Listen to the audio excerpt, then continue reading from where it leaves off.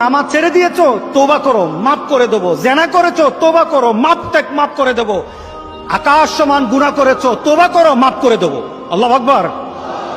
শুধু তাই নয়, আল্লাহ বলেন, বান্দা যখনই তওবা করবি তোরে আমি পছন্দ করি। এত গুনাহ করার পর তুই যখন আমার সাথে তওবা করবি, আমি তোরে পছন্দ করি।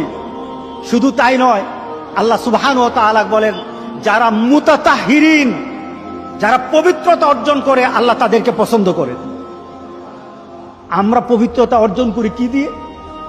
উযু দিয়ে। বলেন কি দিয়ে? উযু দিয়ে।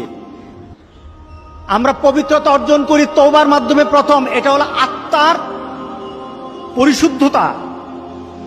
আপনার দেহকে পরিশুদ্ধ করতে হবে, আত্মাকে পরিশুদ্ধ করতে হবে। আপনার আত্মাকে পবিত্র বানাবেন। আত্মাকে পবিত্র বানাতে হলে তওবা লাগবে। এটা পানি দিয়ে হবে না, মাটি দিয়ে হবে না। আপনার আত্মাকে যদি পবিত্র করতে চান তাহলে তওবা লাগবে। কি লাগবে?